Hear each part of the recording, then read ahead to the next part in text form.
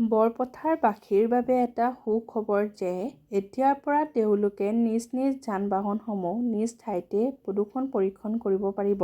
যোৱা ২ এপ্ৰিল বুধবাৰে জেডি যান-বাহন প্ৰদূষণ পৰীক্ষণ কেন্দ্ৰ মুকলি কৰিছে আৰু কেন্দ্ৰটো মুকলি কৰিছে মোৰ এগৰাকী বায়ে।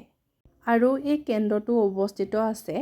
আপোনালোকে যদি বৰপথাৰৰ পৰা জামুগুৰি অভিমুখে যাত্ৰা কৰে তেন্তে সোঁফালে এই প্ৰদূষণ পৰীক্ষণ কেন্দ্ৰটো আছে। গতিকে আপোনালোকে যদি আপোনালোকৰ যান-বাহনসমূহৰ প্ৰদূষণ পৰীক্ষণ কৰিব বিচাৰে তেতিয়াহ'লে এই প্ৰদূষণ পৰীক্ষণ কেন্দ্ৰটোলৈ যাব পাৰে। আপোনালোকে যদি নিজ যান-বাহনসমূহৰ প্ৰদূষণ পৰীক্ষণ কৰিব বিচাৰে তেনেহ'লে জেডি যান-বাহন প্ৰদূষণ পৰীক্ষণ কেন্দ্ৰলৈ যাব পাৰে।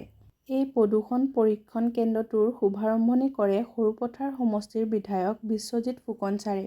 জেডি যান-বাহন প্ৰদূষণ পৰীক্ষণ কেন্দ্ৰত যান-বাহনৰ প্ৰদূষণ পৰীক্ষণ কৰাৰ লগতে ইঞ্চুৰেঞ্চৰ সুবিধা আছে। যিহেতু বৰপথাৰত আগতে কোনো ধৰণৰ যান-বাহনৰ প্ৰদূষণ পৰীক্ষণ কেন্দ্ৰ নাই, সেইবাবে বৰপথাৰবাসীৰ বাবে এইটো এটা ডাঙৰ সুখবৰ। এতিয়াৰ পৰা আপোনালোকে নিজ ঠাইতে নিজৰ যান-বাহনসমূহৰ প্ৰদূষণ পৰীক্ষণ কৰিব পাৰিব। ধন্যবাদ।